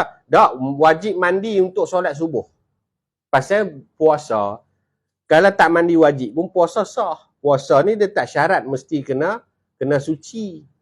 Contohnya, ni bukan cerita darah lah, cerita biasa. Contohnya lepas sahur dia jima. Lepas sahur, ada masa lagi 10 minit sebelum subuh, dia jima pula dengan suami dia. Nak? Lepas dia jima, subuh pun masuk, dia tak mandi wajib lagi. Puasa dia sah tak? Puasa dia sah. Jadi mandi tu bukan untuk puasa. Mandi tu untuk solat subuh. Tapi kena mandi setelah masuk waktu subuh. Ni kes mutahayyirah lah pada soalan saudara kita ni. Atirah ni. Boleh faham lah? Dapat lah? Okey. Okey. Ingat balik. Perempuan yang mutahayyirah, bulan Ramadan dia kena puasa. Ni cerita kalau darah berterusan lah. Okey. Dia kena puasa 30 hari Ramadan. Lepas tu, 1 Syawal tak boleh puasa lah, haram. Selepas daripada 1 Syawal, dia kena puasa lagi 30 hari pula, round kedua. Kalau darah masih lagi berterusan. Tak renti-renti lagi. Faham dulu yang tu? Habis 30 hari yang kedua, dia nak rehat asad tak apa, rehat asad. Cuma 30 hari Ramadan ni jangan ada tinggal. 30 hari yang kedua selepas Ramadan jangan ada tinggal. Tu kaedah dia. Jelas dulu? Tambah 30 hari direct tu puasa juga ke Ustaz? Jika darah masih berterusan. Walaupun darah lemah. Tak kira. Darah lemah tu kira darah. Darah lemah tu kira darah. Dia tak kira darah lemah ke darah kuat. Dia tak kira darah lemah ke darah kuat. Okey. Jelas dulu? Okey. Habis dah 2 trip 30. Tak selesai lagi bagi dia. Darah masih berterusan lagi ni. Kalau darah masih berterusan. Ni kita cerita kalau darah ni masih berterusan. Sebulan, 2 bulan, 3 bulan masih keluar lagi. Maka selesailah round kedua 30 hari direct puasa. Lepas tu dia rehat sekejap, tak puasa sehari 2. Dia kena sambung puasa lagi 6 hari dalam tempoh 18 hari. Sekarang ni saya nak tanya dulu.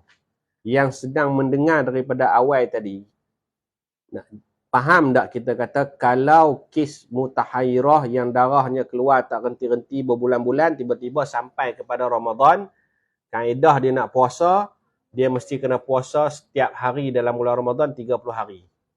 Round pertama. Round kedua, lagi 30 hari. Baik. Mutahayyirah,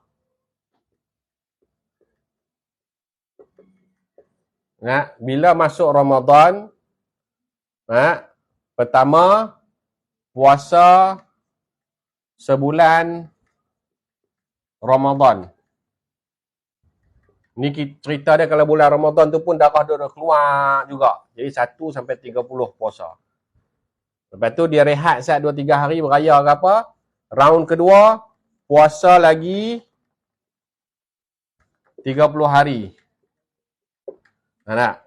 30 hari. Tak kira lah dia bermula 4 Syawal. Kira lah 30 hari direct tu sampai berapa Zulkaidah? 1 sampai 30. Habis.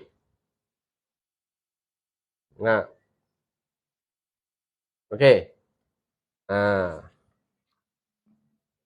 Okey. Lepas ni, tak solat tarawih lah dia Ustaz. Boleh solat tarawih? Solat boleh. Solat tarawih boleh. Solat fardu, solat sunat boleh. Solat fardu, solat sunat boleh. Cuma Lepas maghrib, untuk nak solat isyak, dia kena mandi wajib dulu untuk solat isyak. Setelah masuk waktu isyak. Jadi dia kena solat kat rumah. Ha? Dia solat isyak kat rumah. Pasal bila orang azan isyak, dia kena mandi wajib. Dia solat isyak, baru dia pergi surau solat tarawih.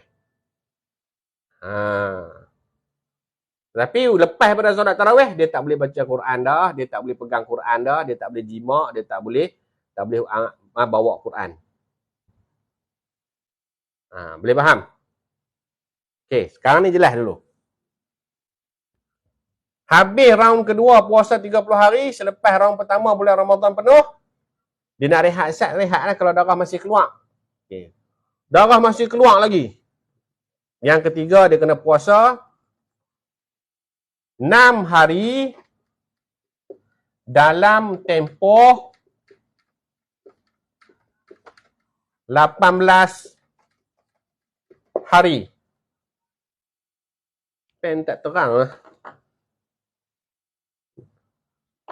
Boleh lah tengok sikit-sikit, intai-intai lah. Ini untuk kenapa kena puasa orang kedua ya Ustaz? Sabar, nanti dia terang. Nanti dia cerita. Dia mesti ada sebab dia kan. Tapi kita masuk satu-satu. Ini untuk, mana tadi soalan dia? Hilang. Ini untuk darah yang berterusan dalam bulan Ramadan ke? Yalah, kalau dalam bulan Ramadan dia darah berterusan dan dia mutahairah. Jadi sepanjang tempoh Ramadan tu kalau keluar darah, sepanjang tu lah dia puasa. Kemudian bersambung lagi darah dia, berterusan lagi, tak berhenti juga lagi.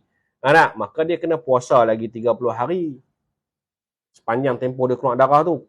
Bersambung lagi darah dia. Kalau masih bersambung lagi darah dia, dia kena puasa lagi 6 hari dalam tempoh 18 hari pula. Dia ada 3 peringkat puasa. Puasa 6 hari dalam tempoh 18 hari berturut-turut atau boleh berselang-seli. Sat lagi dia cerita juga muka surat 75. Sabar Sat. Nah, kita akan cakap satu-satu perlahan-lahan. Dapat dulu? Jelas. Okey. Kaedah puasa yang 3 peringkat ni faham dulu tak? Kaedah puasa 3 peringkat ni faham dulu tak?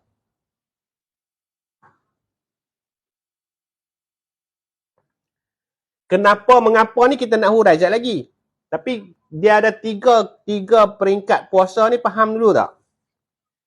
Ini cerita kalau darah berterusan daripada sebelum Ramadan, masuk Ramadan, sampai 2 bulan, 3 bulan, 4 bulan berterusan. Ni kita cerita kategori ni dulu.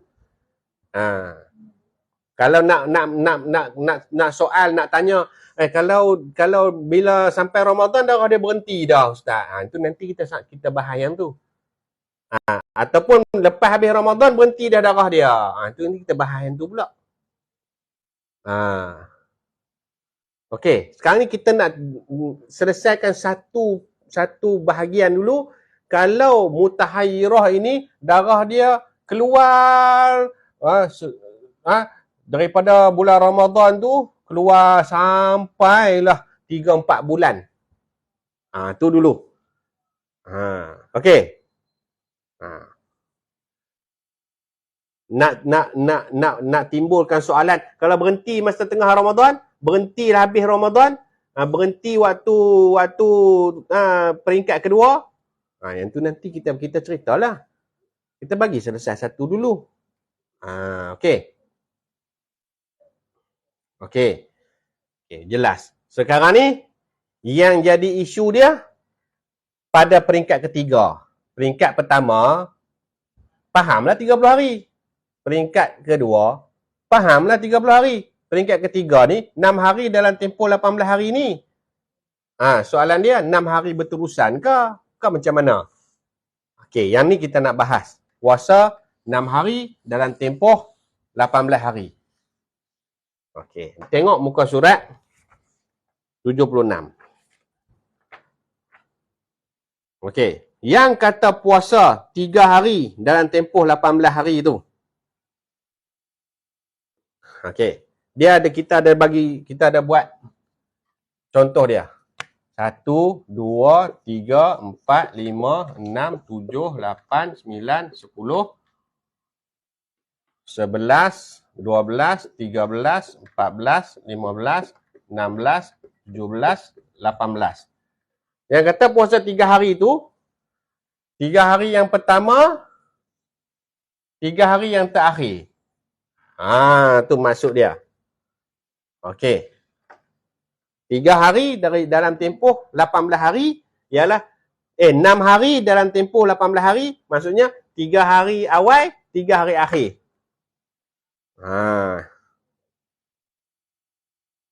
Jelas dah dulu? Peringkat ketiga, puasa 6 hari dalam tempoh 18 hari. Dalam tempoh 18 hari tu, ambil 3 yang awal, 3 yang akhir. Jelas tak dulu? Jelas tak dulu? Jelas tak dulu?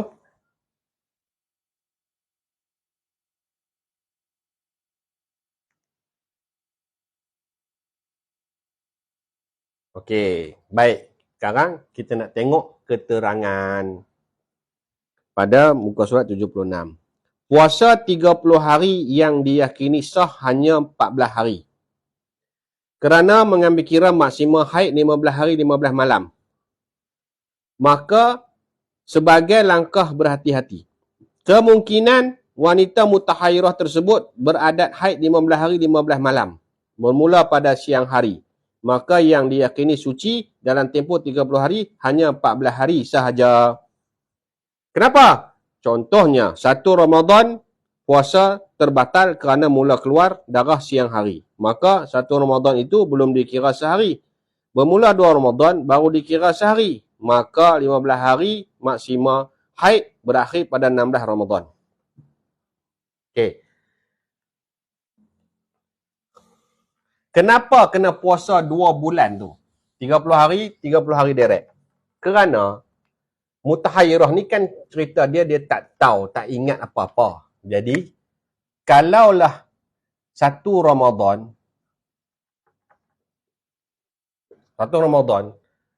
boleh jadi dia suci, boleh jadi dia haid. Kita pun tak tahu. Jadi, langkah berhati-hati ni, maksudnya kita ambil hukum yang paling berat. Ulama fiqh kata, hukum berhati-hati ni mengambil hukum yang paling berat. Paling berat, kita kira dia haid lah. Bila kira dia haid, daripada 1 Ramadan, bermula siang hari, mana 1 Ramadan ni, dia kena qada tak nanti? Kena qada. Okay. Tapi dia puasa kan? Jadi dia puasa. Kita anggapkan walaupun dia puasa, tapi hakikatnya di sisi Allah mungkin dia mula datang haid pada siang hari. Kalau begitu, 1 Ramadan siang hari, katalah siang hari pukul 8 pagi, 8 pagi haid, 2 Ramadan,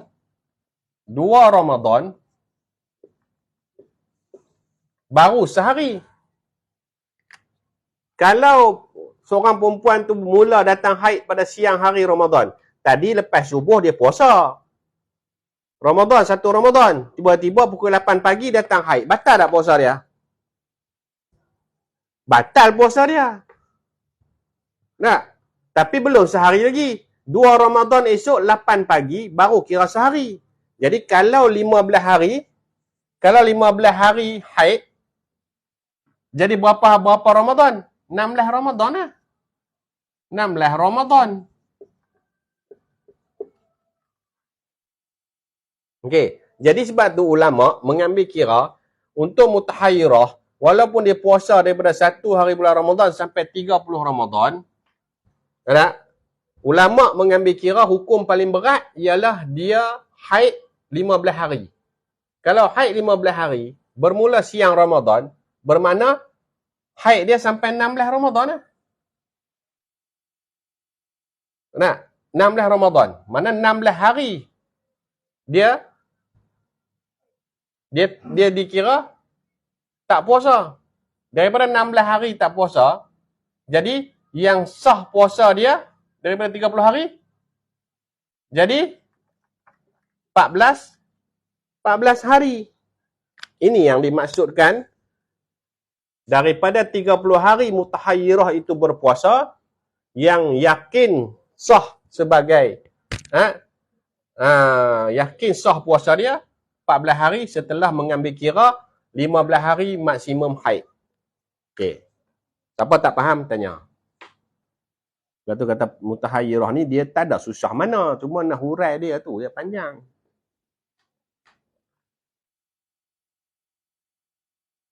Kenapa jadi macam tu? Lah pasal dia ni tak tahu langsung pasal adat dia. Maka kita kena ambil langkah berhati-hati dalam bab solat, kena mandi wajib setiap waktu solat. Dalam bab puasa, kena mengambil kira yang dia ni haid 15 hari. Jadi haid pula bermula siang hari. Itu hukum paling berat. Okey. Maka bila bermula siang hari 1 Ramadan, 2 Ramadan baru kira sehari. Jadi kalau 15 hari jatuh pada 16 Ramadan.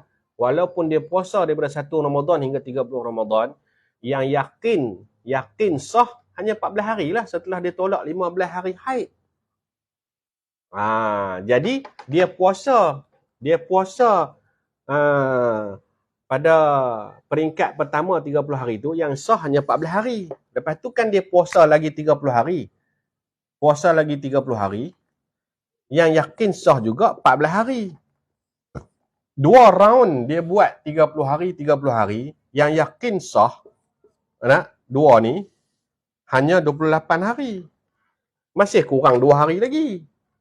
Sebab tu dia kena buat trip yang ketiga tadi tu. Yang puasa 6 hari dalam tempoh 18 hari. Yang puasa trip ketiga tu pula, untuk nak dapatkan baki lagi 2 hari ni lah. Tapi round pertama, round kedua, kenapa 30 hari direct? Lepas tu kenapa kena 30 hari direct lagi sekali tu? Faham ke tak faham?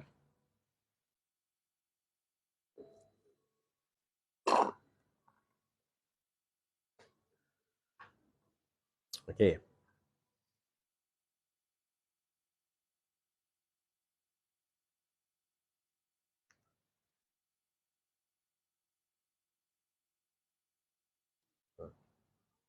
Kena ingat, kita sedang bicara seorang perempuan yang dijangkiti istihadah, darah yang berterusan berbulan-bulan dalam keadaan dia tak ingat apa-apa berkaitan adat dia yang lalu. Ini disebut sebagai mutahayyirah. Maka bila mutahayyirah ni darah yang berbulan-bulan berbetulan kena pada bulan Ramadan, maka bila masuk Ramadan, darah dia masih keluar tak henti-henti, dia puasa je macam biasa. Puasa je macam biasa sampai 30 hari. Tapi yang dikira sah puasanya dalam 30 hari yang dia puasa hanya 14 hari kerana mengambil kira hukum paling berat haid 15 hari bermula siang hari. Bila haid bermula siang hari, bermakna 15 hari hukum haid itu jatuh pada 16 Ramadan. Melalui 16 hari Ramadan. Bila melalui 16 hari Ramadan, walaupun dia puasa 30 hari, maka yang sah hanya 14 hari sajalah. Kerana 16 hari dia ambil hukum haid. Bukan dia haid 16 hari. Haid 15 hari. Tapi dah bermula siang, jatuhnya 16 siang lah. 16 siang tu puasa. Jadi 16 siang lah dikira tidak sah puasa walaupun dia berpuasa. Okey. Jadi setiap trip 30 hari dia puasa, yang yakin sah 14 hari. Trip kedua pun puasa 30 hari berterusan lagi, jika darah masih berterusan tak berhenti-henti, yang yakin sah 14 hari lagi. 14 hari daripada 2 trip 30-30 tu, maka baru dapat 28. Jelas dulu? Okay. Jelas. Sekarang ni, yang 2 hari lagi tu. Yang 2 hari lagi tu, kita kata,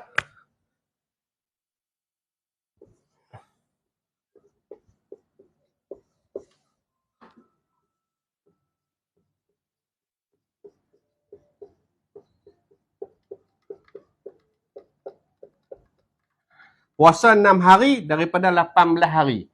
Maknanya kena puasa 3 hari yang awal, 3 hari yang akhir. Jadi 6 hari dalam tempoh 18 hari. Tu. Okey.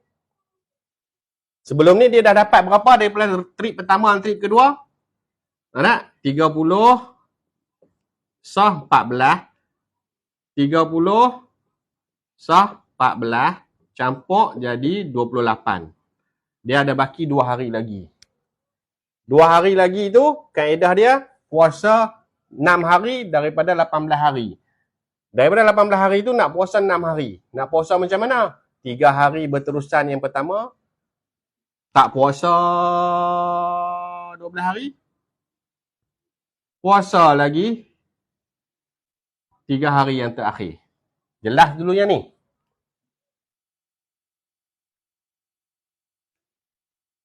Jelas dulu yang ni.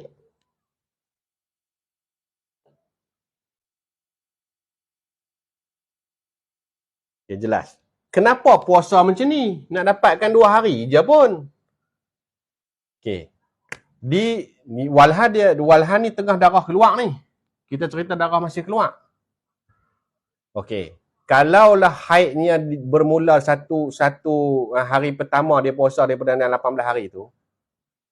Jadi kalau 15 hari 15 hari jatuh kat mana? Kalau ni jatuh kat 16. Haid dia. Maka sahlah 17 dengan 18. Kalaulah rupa-rupanya haid dia bermula 2 hari, hari kedua yang dia puasa di depan, maka haid dia kalau maksimum 15 hari jatuh berhenti pada 17, maka sahlah yang 18 dengan yang satu. Kalaulah haid dia tu bermula pada 3 yang hari ketiga tu mesti berakhir pada 18, maka sahlah puasa yang pertama dan kedua. Jelas dah dulu.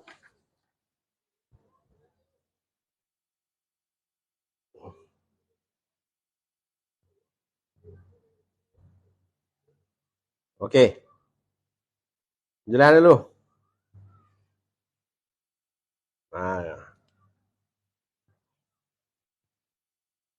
Jelas?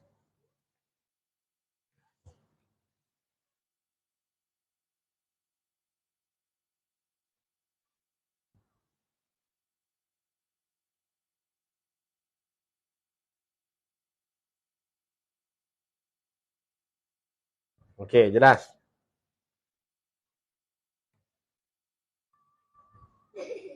Okey. Okey. Jadi bila dia selesai yang ni, dia dapatlah 2 hari lagi. Jadi 2 hari ni ditambah dengan 28 yang dia buat trip pertama dengan kedua 30 tu, jadilah semua 30 hari. Asas dulu.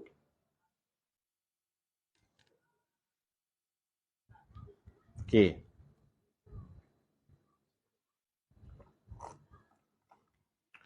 Dapat? Alhamdulillah. InsyaAllah. Mudah-mudahan fahamlah. Mudah-mudahan faham. Saya rasa saya nak berhenti di sini dulu. Dia tak habis lagi. Nanti kita nak cerita pula. Kalau ada terbatal di mana-mana, macam mana nak buat. Sekarang ni cerita dia dapat melalui 3 peringkat puasa bagi mutahairah yang darah dia duk keluar tak henti-henti berbulan-bulan tu, tiba-tiba berlaku bulan Ramadan dan terus keluar tu, dan dia melalui kaedah puasa 3 peringkat tu dalam keadaan lancar, tak ada terbatal di mana-mana. Nanti kita sambung pula lah, noh. Kita sambung pula nanti dah, noh. Ni dah lewat sangat ni, saya takut nanti dia akan melajak lebih lagi masa. Sekarang dah 11.30. Kan? InsyaAllah siri akan datang, kita sambung kalau ada terbatal daripada puasa. Daripada puasa yang dilalui oleh mutahayyirah ni.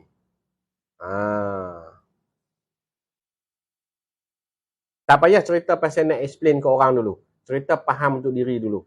InsyaAllah, sampai masa dan ketika dia, Allah akan berikan kemudahan kepada kita. Dengan syarat, jangan berasa kita sudah bagus, jangan berasa kita sudah pandai, jangan ada rasa, mula nak rasa ujuk, nak rasa hebat. Oh, Alhamdulillah. Lah ni aku dah pandai dah. Kan? Jangan macam tu. Tu je syarat dia.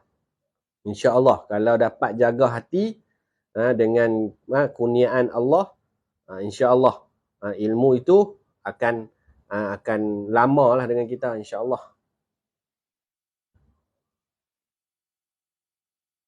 Benar? Okey? Orang buat ataupun tidak, laksanakan atau tidak, jika dia berlaku keadaan macam ni, itu atas taufik hidayah Allah. Tak? Jadi insya-Allah kalau dia taat pada Allah, insya-Allah dia akan buat. Apa saja ilmu lah, bukan ilmu darah ni saja. Apa ilmu yang kita belajar, jangan ada niat nak berlawan, jangan ada niat nak berlumba. Kita takut dari sudut berlawan dan berlumba tu adalah faedah dia di sisi manusia dunia, takut di sisi Allah Ta'ala jadi dosa. Jadi belajar untuk nak dapat redha Allah.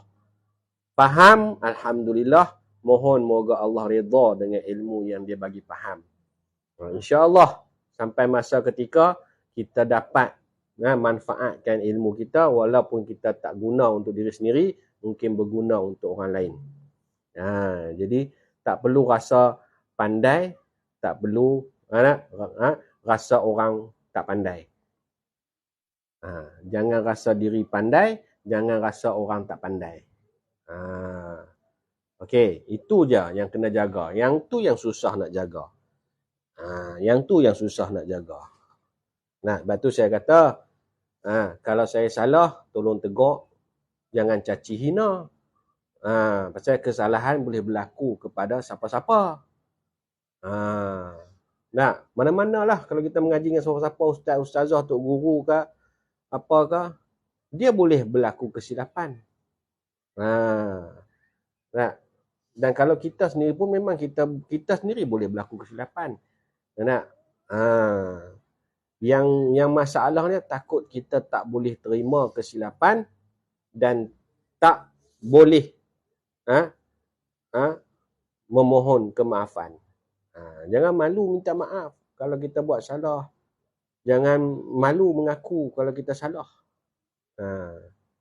Itu saja. Dan kalau orang minta mengaku salah, kalau orang mengaku dia buat salah, sama ada ustazah ke tok guru ke, mana kita kena terima bahawasanya kesilapan boleh berlaku pada siapa-siapa. Jadi sama-sama kita belajar. Macam tu je. InsyaAllah. InsyaAllah. Ingat tu. Itu yang susah nak jaga tu.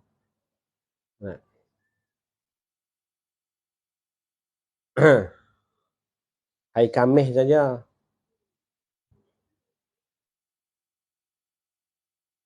Baik habis dah. InsyaAllah. Jadi kita sambung pula kan. Kita sambung tahun depan Tahun depan lambat lagi tahun 2024 pula kita sambung. Semoga kita semua dalam redha Allah, semoga kita semua dalam rahmat Allah. Jadi jangan lupa 30 dan 31 hari bulan ni, Sabtu dan Ahad ni, siapa yang telah mendaftar untuk daurah tauhid pada bicara ilmu hukum akal, jangan lupa yang mana yang minta yang tak boleh join group FB, yang dah daftar tak boleh join group FB, tolong tengok notification. Ada yang kita dah invite masuk tapi dia tak accept lagi. Yang tak boleh masuk juga kena tengok di Telegram tu macam mana kaedah nak add friend untuk pihak admin nak invite anda.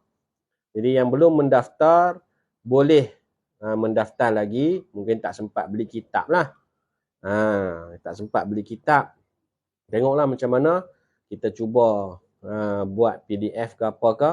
Buat PDF ni macam tu lah, kena print sendiri ke apa. Lepas tu dia kurang elok lah. Orang yang beli kitab ni dia dah tersusun elok apa semualah. Okey. Okey. Habis dah puan Dah 2 jam dah kita ni. Okey. Jadi daurah tauhid penutup tahun 2023 Sabtu dan Ahad ni, jangan lupa siapa yang berminat boleh daftar. RM10 je juran penyertaan. Kitab RM8. Tapi kitab guna beli kat Shopee, takut tak sempat nak sampai lah. Kalau besok post pun mungkin Sabtu lah aku paling cepat sampai. Nak? Itu saja. Terima kasih banyak-banyak. Anda semua memang awesome lah. Awesome. Jadi semoga kita semua terus berada dalam rahmat dan keridaan Allah. Semoga terus diberikan kekuatan oleh Allah. Doakan saya, doakan keluarga saya, doakan ibu dan ayah saya, mertua saya. Dan semoga kita semua sentiasa di dalam kebajikan, rahmat dan keridaan. Jadi salah silap saya mohon maaf. Hargailah nikmat Islam dan iman. Wassalamualaikum warahmatullahi wabarakatuh.